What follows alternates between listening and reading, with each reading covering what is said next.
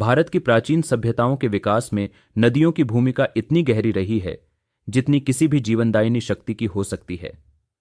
खासकर जब बात हो सिंधु घाटी सभ्यता की, तो सिंधु, सरस्वती और घग्गर नदियां सिर्फ जल स्रोत नहीं थीं, ये जीवन, संस्कृति, व्यापार और आस्था की धुरी थीं।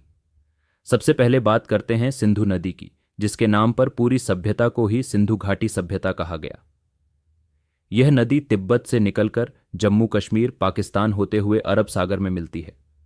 सिंधु के किनारे बसे थे कई बड़े नगर जैसे हड़प्पा, मोहनजोदड़ो और चन्हुदड़ो।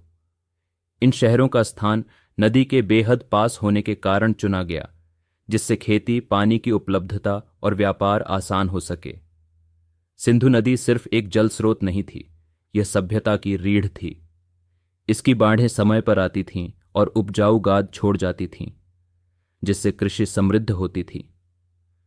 सिंधु के किनारे उगाई जाती थी गेहूं, जौ और कपास जैसी फसलें, और इसी के सहारे नगरों की अर्थव्यवस्था भी पनपती थी। अब बात करते हैं सरस्वती नदी की, जो वैदिक ग्रंथों में बार बार वर्णित है। वैज्ञानिक और पुरातात्विक शोधों के अनुसार सरस्वती नदी कभी हरियाणा और राजस्थान से होकर बहती थी, और घग्गर हाकड़ा प्रणाली इसी के अवशेष माने जाते हैं। सरस्वती के किनारे भी कई प्राचीन नगर बसाए गए थे। घग्गर नदी, जो आज मौसमी नदी के रूप में जानी जाती है, दरअसल एक समय में एक विशाल और स्थायी नदी हुआ करती थी। हड़प्पा सभ्यता के बहुत से पुरास्थल जैसे कालीबंगा, राखीगढ़ी, बनवाली, सरस्वती और घग्गर के किनारे बसे थे। इससे यह पता चलता है कि केवल सिंधु ही नहीं, बल्कि सरस्वती और घग्गर भी उतनी ही महत्वपूर्ण थीं।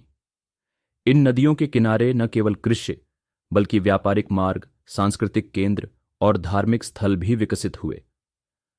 नदी के माध्यम से जल परिवहन आसान होता था, जिससे व्यापार दूर दराज तक होता था। इन नदियों ने न केवल शरीर को जल दिया, बल्कि आत्मा को भी जीवन दिया।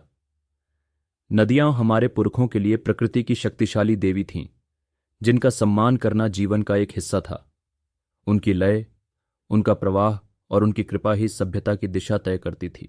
अगर आपको यह यात्रा रोचक लगी हो तो वीडियो को लाइक करें और बने रहें इंडिया इन 5 मिनट्स के साथ, क्योंकि यह तो बस शुरुआत है। धन्यवाद।